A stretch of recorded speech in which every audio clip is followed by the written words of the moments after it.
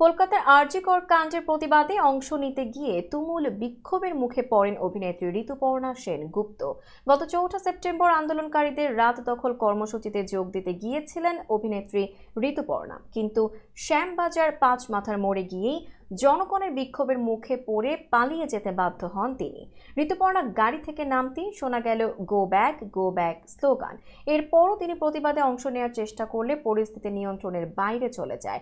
ফলে দ্রুত অভিনেত্রীকে গাড়িতে তোলেন তার দেহরক্ষীরা। গত 14 আগস্টের মতো শ্যামবাজারে হাতে মোমবাতি প্ল্যাকার্ড নিয়ে প্রচুর মানুষ ছিল। এদিনও হঠাৎ ঋতুপর্ণা এসেছেন শুনে চিৎকার করে ওঠেন আন্দোলনকারীরা। অভিনেত্রীর কালো কাচের গাড়িতে ধাক্কা মারতে থাকেন তারা। এমনকি গাড়িতে উঠে বেরিয়ে যেতে চাইলেও নিস্তার পাননি ঋতুপর্ণা। কিছুটা দূরে গিয়ে অভিনেত্রীর গাড়ি একটু দাঁড়াতেই ফের গাড়িতে ধাক্কা মারতে শুরু করেন আন্দোলনকারীরা।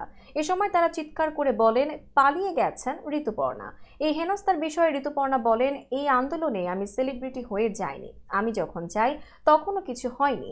মোমবাতি জ্বালাই, অভয়ের আত্মার শান্তি কামনা করি। তখন কিছু লোক আশপাশে আমাকে ঘিরে ধরে। তারা কিন্তু স্লোগান দেয়নি। ওখানে কিছু কলেজ পড়ুয়ারাও ছিল যারা মাইকে বলছিল ঋতুদিকে কিছু বলতে দিন। তার মাঝেই কয়েকজন সাংবাদিক প্রতিক্রিয়ার জন্য আমার কাছে আসে। সেই মুহূর্তে হঠাৎ একদল লোক আমার দিকে রীতিমতো তেড়ে আসে, গো ব্যাক স্লোগান দিতে শুরু করে। এমন ধাক্কা দেয় যে আমি পড়ে যাই।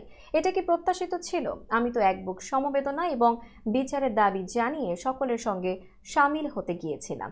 আমার নতুন গাড়িতে জোরে মেরেছে ওরা, গাড়ির কিছু জায়গা ভেঙেও গিয়েছে। আমি মাঝে বললাম যে আমার কথা আপনারা শুনুন, কিন্তু কেউ শুনলো না।